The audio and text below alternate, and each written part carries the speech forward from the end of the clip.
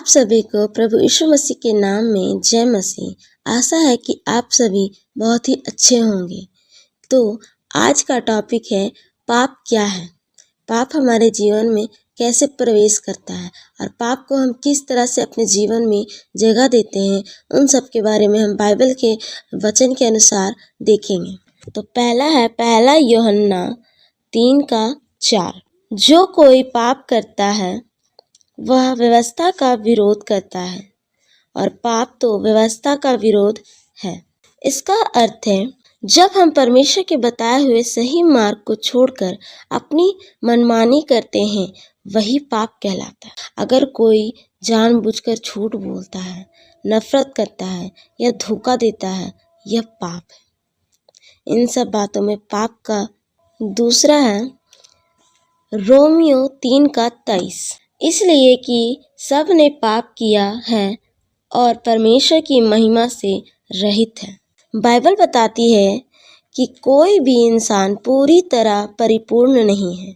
हम सब से कभी न कभी पाप हो जाता है, चाहे विचार से, शब्द से या कर्म से। हम किसी तरह से भी पाप कर लेते हैं।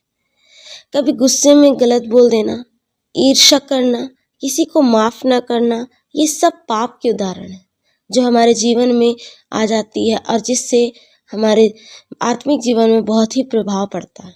अगला है रोमियो 6:23 में, क्योंकि पाप की मजदूरी तो मृत्यु है, परंतु परमेश्वर का वरदान हमारे प्रभु मसीह यीशु में अनंत जीवन है।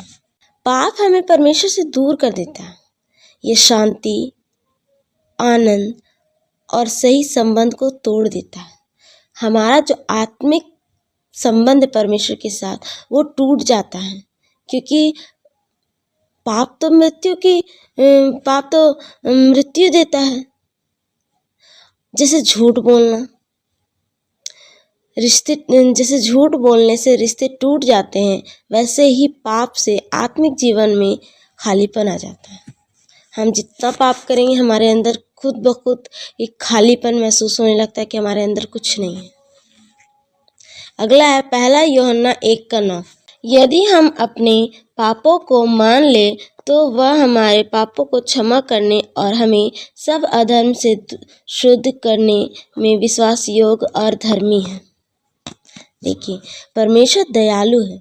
अगर हम सच्चे मन से परमेश्वर पश्चाताप करें तो वह हमें क्षमा कर देता है पूरे सच्चे मन से। जब बच्चा अपनी गलती मान लेता है और माफ़ी मांगता है तो पिता उसे माफ़ कर देता है। वैसे ही परमेश्वर भी करते हैं हमारे जीवन में, हमें हर पापों से छुटकारा देते हैं। बस हमें परमेश्वर के सामने घुटना टेकने की और क्षमा मांगने की देर है। दूसरा है यूहन्ना 3:16, क्योंकि परमेश्वर ने जगत से ऐसा प्रेम रखा कि उसने अपना इकलौता पुत्र दे दिया, ताकि जो कोई उस पर विश्वास करे वह नष्ट न हो परंतु अनंत जीवन पाए। देखिए, यीशु मसीह ने हमारे पापों के लिए बलिदान दिया ताकि हम नया जीवन पा सकें। जैसे कोई कर्ज चुकाने के लिए कोई और आगे आ जाए, वैसे ही यीशु ने हमारे पापों का मूल्य चुकाया है। हालेलुया।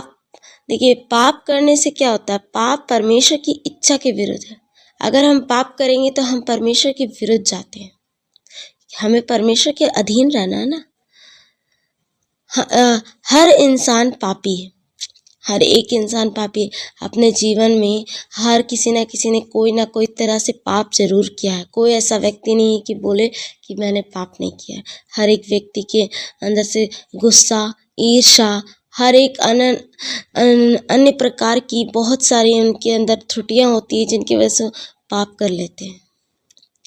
पाप हमें परमेश्वर से दूर करता है।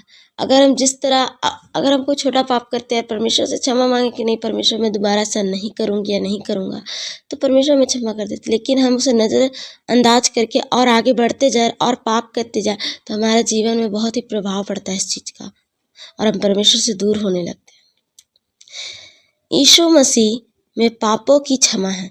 अगर आप सारा परमेश्वर के सामने अपनी सारी गुनाह गलती को मान करके परमेश्वर के सामने घुटना टेक कर पश्चाताप करे तो परमेश्वर आपको क्षमा करते, क्योंकि परमेश्वर क्षमा करने वाला परमेश्वर बहुत ही दयालु परमेश्वर।